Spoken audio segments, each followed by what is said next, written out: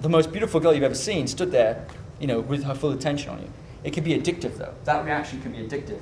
Not every girl will do that. Some girls will be a little confused. Some girls might be suspicious. Other girls might be a little bit shy. And you have to be ready for that. Don't chase a good reaction.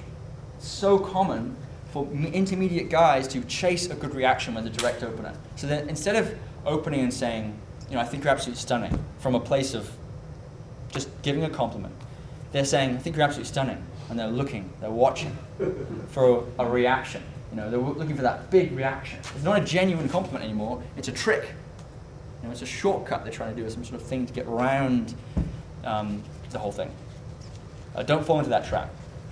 And if you are falling into that trap, one thing I recommend doing, which I initially heard from Zan, was if you see a girl walking by or sitting, and you're in a rush or something like that, go and give the compliment and then leave. Give the compliment and leave. If you're finding your direct openers aren't hitting anymore and you think it could be because it's becoming a little bit run-of-the-mill, go and give a compliment as specific as you can. That makes it more powerful, and leave.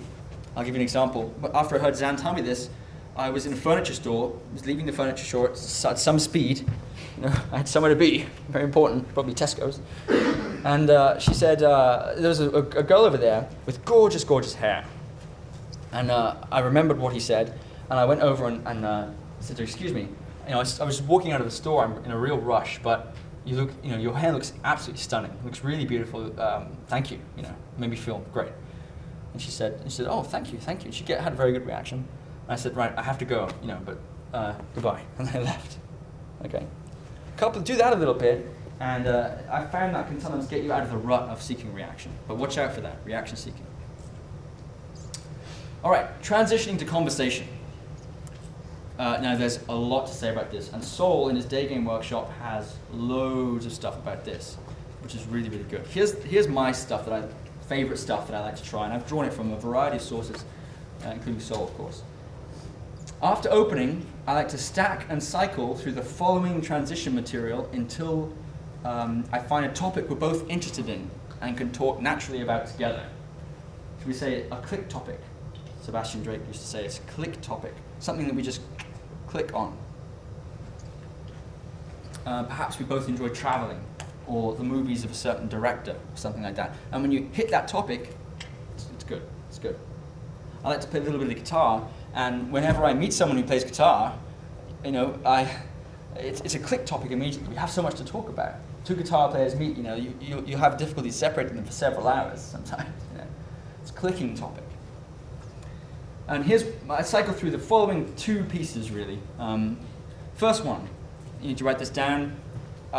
Statement, question, question, statement. Statement, question, question, statement. I might ask these 3 content mining questions to see if I can find a click topic. Right after my opener, I might say, so what are you doing in London today? So what are you doing in Melrose today? What are you doing wherever we are, in the shopping centre or the city centre today? What are you doing here today?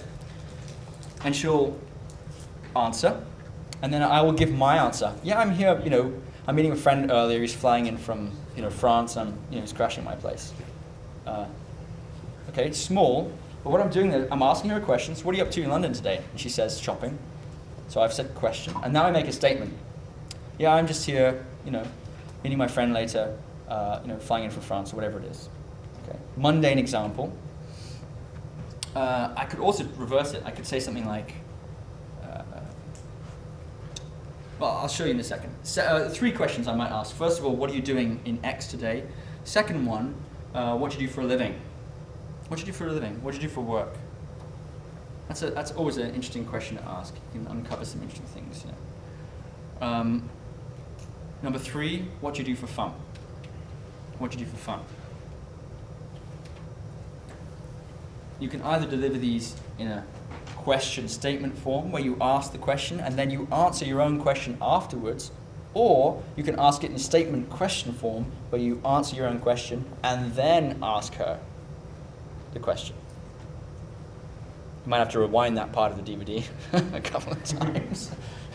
but I said it right. I'm pretty sure I said it right. Now, what this does is it trains you and it requires you to provide content to the interaction. It's so important to provide content. It's so common to go into a conversation with somebody and just ask question after question after question after question, especially if you're a curious person. You know, so what are you doing in London today? Shopping. Oh, what are you shopping for? Shoes. Oh, what kind of shoes? You know, and you rapidly realize this is going absolutely nowhere. You know. Or you say, what are you doing for a living? I'm a student. What do you study? Nursing. Oh, really? Where? This particular place. Oh, wow, do you like it? Yeah. How long have you got left for studying that? Or what do you know, it rapidly descends into a series of questions. You need to interrupt that, break that down by making some statements, providing some content. And one of my favorite ways to make statements is to use soft qualification. Soft qualification.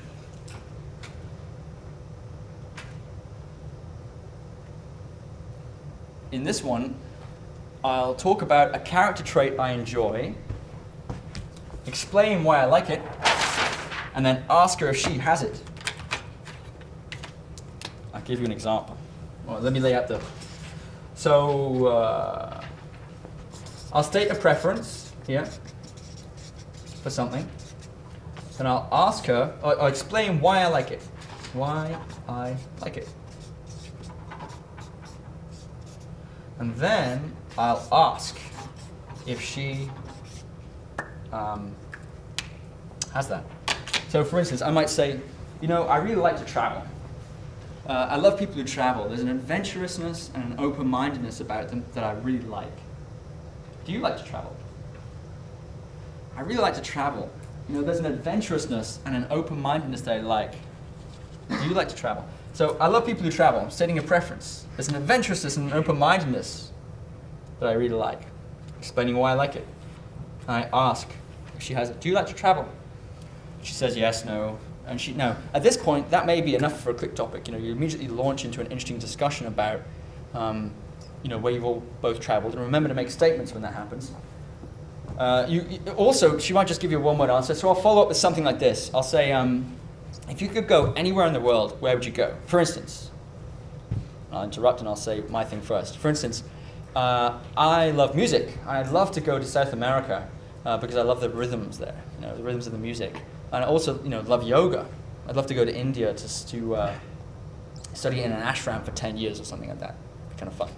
What about you? If you could go anywhere, where would you go? Now, what I'm doing there is I'm opening all these potential conversation topics. South America, dancing or rhythms, music, yoga, India. Yoga could lead to Pilates or anything related to that. Ashrams, religion, Buddhism.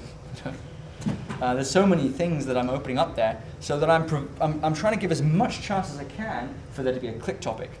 So say the girl's a real yoga buff, and I talk about yoga, she'll say, oh no way, I really like yoga too, and then we're off. Or she might be a dancer or even a musician herself, and she says, oh really, I love Latin music. What's your favorite kind, or something like that, and we're off into a click topic that we can talk naturally about. All right. But I did it by providing a statement with lots and lots of hooks how to grab onto. And I like this format too. And the other reason why I like this format is because the degree to which she answers or invests in her answer to this question is a pretty good gauge as to how into the conversation she is. So if I say to her, here's another example of a soft qualifier, I really love creative people. I like to surround myself with creative people. There's a spontaneity and an open-mindedness that they have that I really like. What do you do for fun? Now, oftentimes a girl will say, well, I used to paint. I used to paint. Or I used to play piano, but I gave it up. That's not what I asked. What I asked was, what do you do for fun? But I can tell by the way she's answering that she wants to match this. She wants to match what I've stated as a good thing. Just like a normal qualification, I'm creating an opportunity for her to display her personality, and I'm saying what I like about things. So she tries to meet that expectation and invest into the answer. Well, I know that, okay, things are going quite well. Equally, if she said something like, I go out, I like to go out, okay, not a lot of attraction there yet. Maybe I need to make some more statements or just change tack a little bit to a different topic.